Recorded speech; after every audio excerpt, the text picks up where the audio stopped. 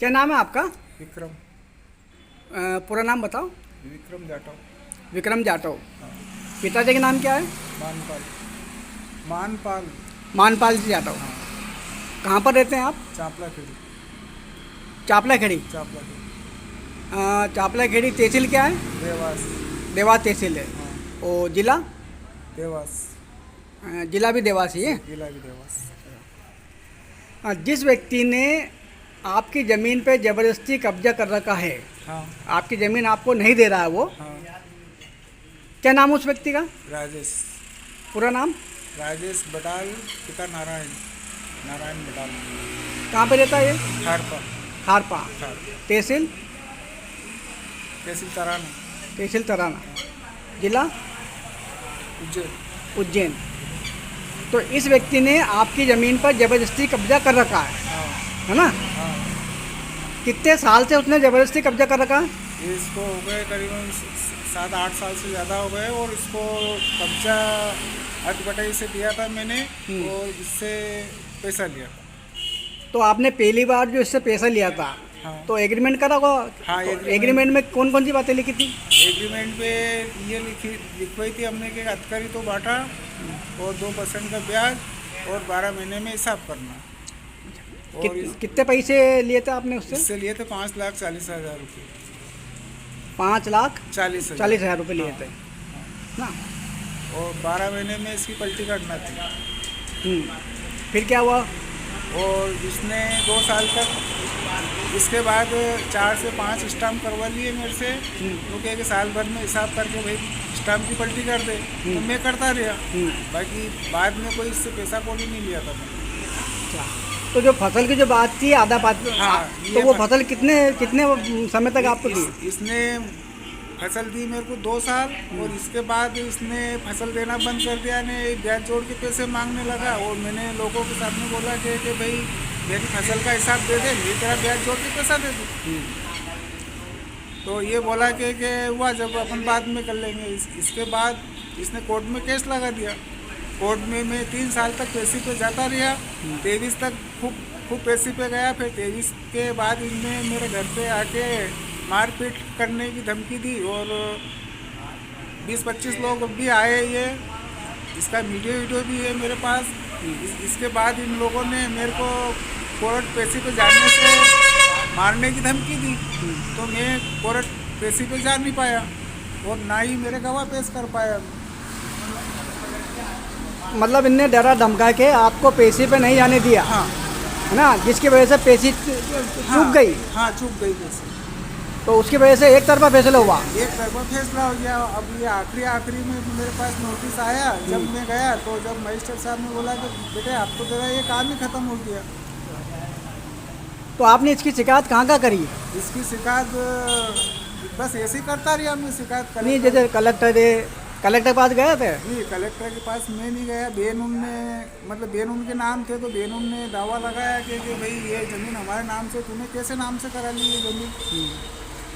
चारों बहन भाई ने उनने दावा लगाया ऐसे। मतलब कलेक्टर के पास, एसपी के पास, और टीए के पास भी आप गए? कलेक्टर के पास गए, एसपी साहब के पास गए, वो तहसीलदार के पास गए, नायब तहसीलदार जो होता है तहसील के पास में भी गए, और मंडी चौकी थाने पे भी गए।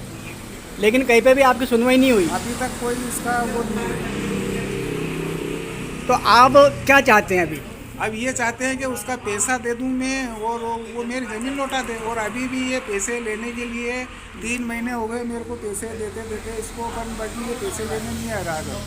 अच्छा। और ये पैसे के लिए मेरे 2 गांव है, खारपा शिवपुरा और चापला खेड़ी, तीनों लोग भी जा के परेशान हो गए कि भाई तेरा पैसा ब्याज जोड़ के जो भी पैसा बन रहा है, पैसा दे रहा है, तो उसका खेत छोड़ दे।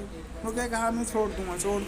बस इस तरीके से वो मेरे को अभी तक उलझा के रखा है, परेशान कर रखा आपको? परेशान कर रखा है। मतलब आप ये चाहते हैं कि भाई आपने जो ज़मीन गिरवी रखी थी, हाँ। वो पैसा आप ब्याज सहित सामने वालों को देने के लिए तैयार है, तैयार हूँ।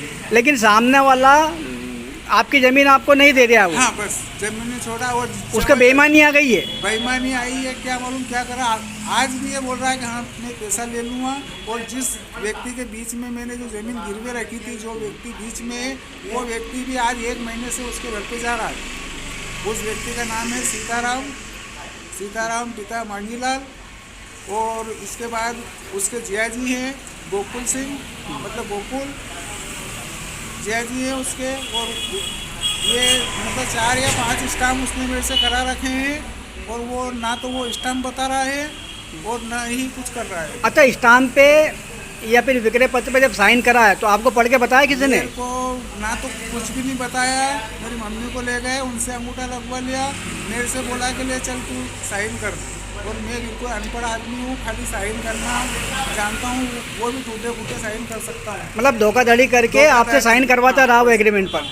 और ये 4 या 5 एग्रीमेंट कराए, ये चारों पांचों एग्रीमेंट में सभी लोग ये इधर उधर लोग हैं, और ना ही मेरे गांव का कोई है, और ना मेरे कोई घर वाले को मालूम है कि इसने ज़मीन ली नहीं ली, किसी को मालूम नहीं है। अच्छा, आपने जब पहली बार एग्रीमेंट करा था हाँ, तो कुछ गवाह होंगे आपके साथ?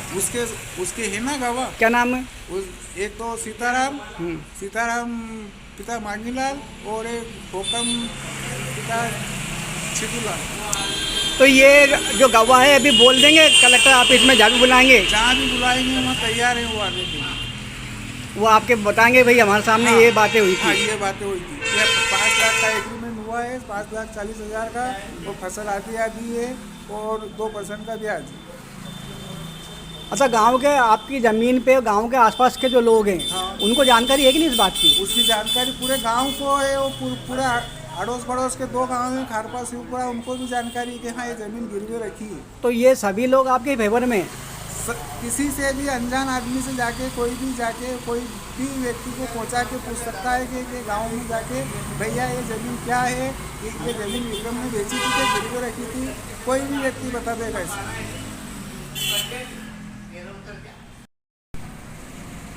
अरे मेरे से हाथ जोड़ के प्रार्थना है मोदी मनमोहन सिंह जी से कि मैं 2022 और 23 से इतना परेशान हूँ कि मेरे परिवार के लिए मैं जेल भी हूँ तो कम पड़े। बाकी मेरी ज़मीन पे ये 2-3 लोगों ने इतना कब्जा कर रखा है कि कैसे भी, और बिना उससे इन लोगों ने उससे झूठे साइन करा के ने इनने स्टाम्प कराते रहिए। मैं अनपढ़ आदमी हूँ और चापला खेली देता हूँ। इसके बाद जो भी घटना होगी ये लोग ही जिम्मेदार हैं।